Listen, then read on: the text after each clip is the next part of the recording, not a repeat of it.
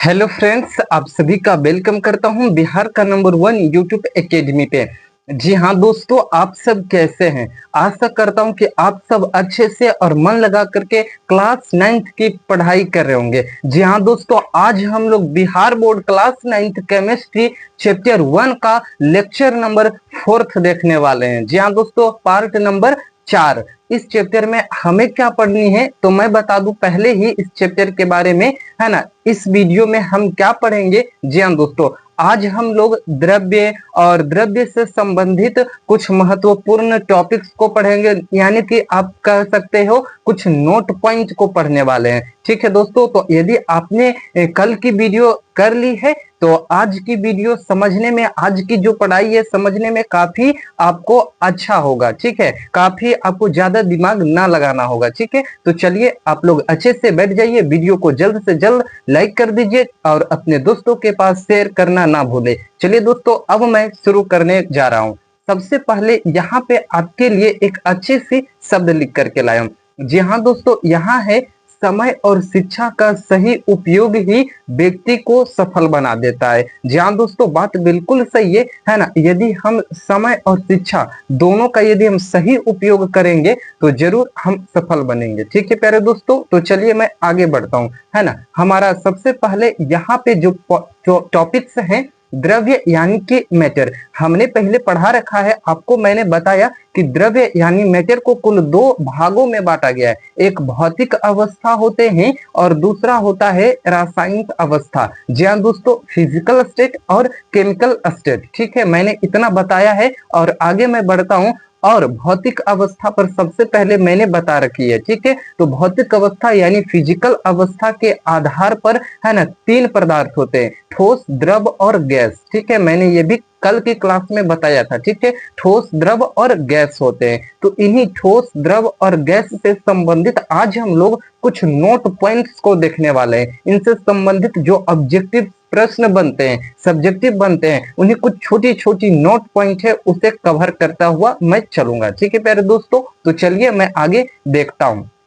यहाँ पे सबसे पहले आप कुछ सैंबल्स को जान ले, क्योंकि कई बच्चे इन सभी सैंबल्स में दिक्कत होते हैं, है ना, वे कंफ्यूज होते हैं। तो मैं यहाँ पे बता देता हूँ। ठीक है, यहाँ पे क्या लिखा गया है कि लेस देन, यानी कि ये जो आप सैंबल्स देख रहे हैं, इधर वाला जो होगा वह लेस देन होगा। ठीक है, यानी लेस देन का कहने का मतलब छोटा, है ना, इतना से छोटा, समझिएगा। ठीक है, इतना से छोटा। मैं जब आगे बताऊंगा तो आपको समझ में अच्छे से आ जाएगी। फिलहाल के लिए आप सिंबल्स को देखिए कि कौन छोटे को निर्देश कर रहे हैं और कौन सिंबल्स बड़े को निर्देश करते हैं। तो यहाँ पे ग्रेटर देन यानी कि इतना से बड़ा। ठीक है प्यारे दोस्तों, तो चलिए मैं आगे देखता हूँ। ठीक है, अब मैं यहाँ पे बता रहा हूँ। यहाँ पे देखिए नोट पॉइंट में सबसे पहले यहाँ पे मैं नोट पॉइंट लिखा और यहाँ पे मैं बता रहा हूँ अंतराण्विक स्थान का बढ़ता क्रम। जी हाँ दोस्तों, अंतराण्विक स्थान का बढ़ता हुआ क्रम सबसे पहले ठोस पदार्थ में हम लोग देखेंगे। ठीक है,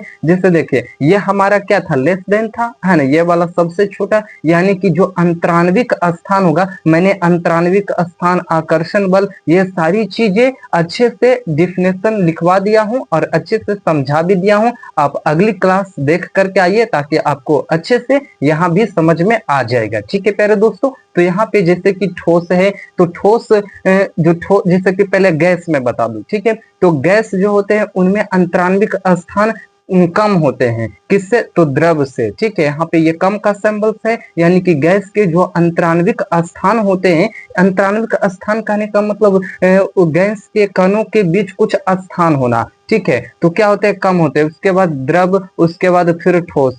ठीक है, आई होप कि आपको अच्छे से समझ रहे। यदि आप सिंबल्स को जानेंगे तो कौन किससे कम और कौन किससे ज्यादा है आपको अच्छे से समझ में आ रही होगी। ठीक है, मैं आगे बढ़ता हूं और यहाँ पे दूसरा है अंतराण्विक बल का बढ़ता हुआ क्रम। जी हाँ दोस्तों, अंतराण्विक बल का बढ़ता क्रम, जैसे गैस में सबसे पहले गैस में अंतराण्विक जो बल होते हैं वे सबसे ज्यादा होते हैं या कम होते हैं? जल्दी से बताइए। अंतराणविक स्थान गैस में सबसे कम होता है, ठीक है। और द्रव में भी गैस से थोड़ी सी आकर्षण होते हैं, है ना, अंतराणविक बल जो है उनमें लगते हैं, और ठोस में तो सबसे ज्यादा होता है, ठीक है। और अंतराणविक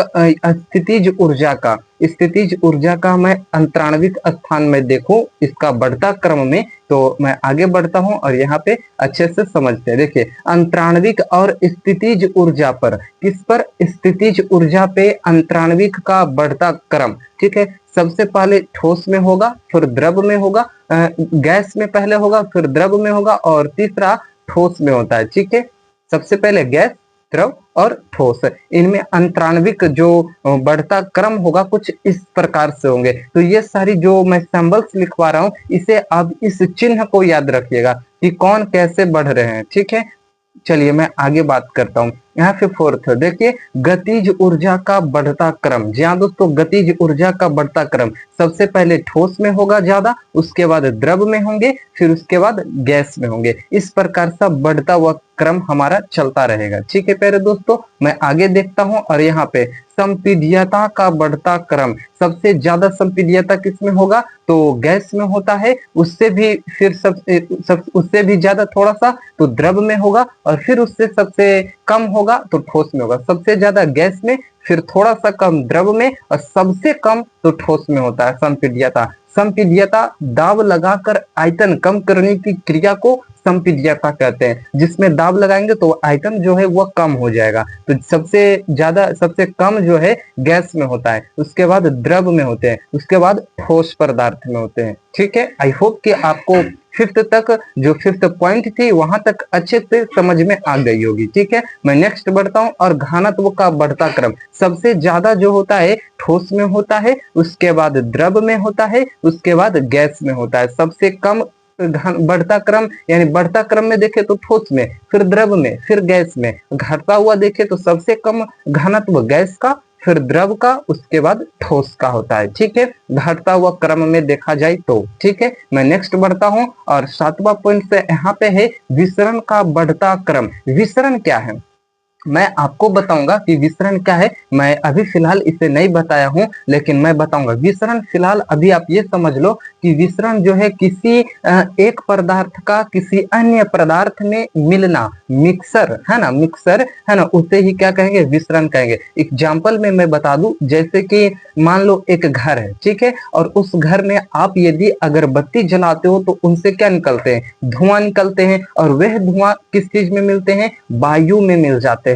यानी कि जो धुआं निकलते हैं वे वायु में मिल जाते हैं और बहुत दूर दूर तक फैल जाते हैं। यानी कि एक पदार्थ से दूसरे पदार्थ में मिलना विसरण कहलाता है, ठीक है प्यारे दोस्तों। तो बढ़ता क्रम मैं आगे इसकी डिफिनेशन भी लिखाऊंगा और अच्छे से क्लियर करूंगा, ठीक है। तो यहाँ पे विसरण का बढ़ता क्रम देखा जाए तो सबसे ज्यादा विसरण जो होता है गैस में होता है, फिर द्रव में होता है, उसके बाद आपका ठोस में होता है। और सबसे कम विसरण की मैं बात करूं तो सबसे कम होता है ठोस में, और फिर द्रव में, उसके बाद गैस में, ठीक है। और सबसे ज्यादा की मैं बात करूं तो गैस, फिर द्रव, फिर ठोस, उल्टा चलेगा, ठीक है। आपको अच्छे से समझ में आ गई होगी, है ना। अब यहाँ पे देखिए, मैं लेकर के ही आया हूँ, लिख करके लाया हूँ विसरण क्या है। देखिए मैं यहाँ पे अच्छे से क्लियर करता हूँ, ठीक है। विसरण समझने के लिए अच्छे से तैयार हो जाइए। देखिए, विसरण वह प्रक्रिया जिसमें किसी द्रव्य के कण किसी अन्य द्रव्य के कण में प्रवेश कर जाते हैं। वह प्रक्रिया जिसमें किसी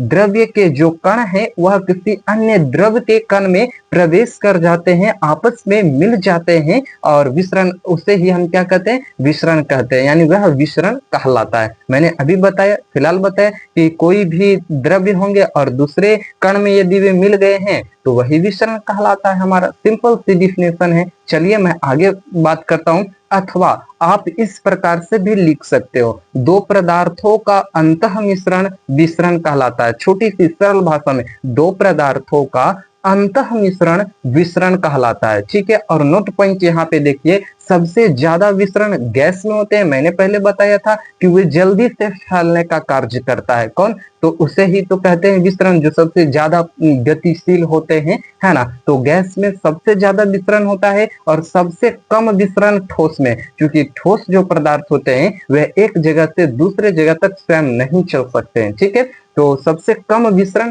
ठोस में होता है। ठीक है, मैं आगे बढ़ता हूं और आगे है संपीड्यता।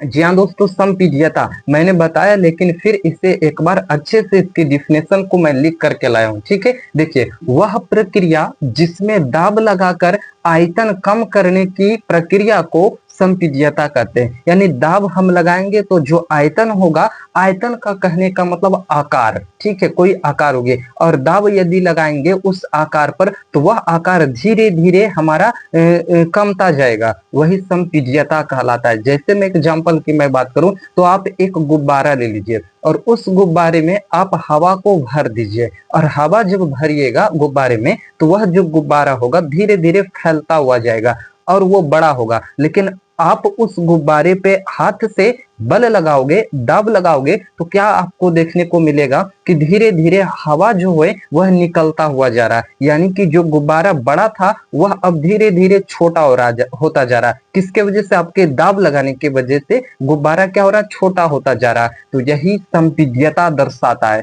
जी हाँ दोस्तों, आई होप कि आपको अच्छे से संपीड्यता समझ में आ गई होगी। ठीक है, मैं आगे बढ़ता हूं और यहाँ पे आई होप कि आपको अच्छे से यह क्लास अच्छा लगी प्यारे दोस्तों, तो आप लाइक कर दीजिए और चैनल पे नए हैं तो चैनल को अवश्य सब्सक्राइब कर दीजिए। जी दोस्तों, आई होप कि आपको यह वीडियो काफी अच्छी लगी, और प्यारे दोस्तों अच्छी लगी तो आप अपने दोस्तों के पास जरूर से जरूर इस वीडियो को शेयर कीजिएगा। थैंक यू दोस्तों।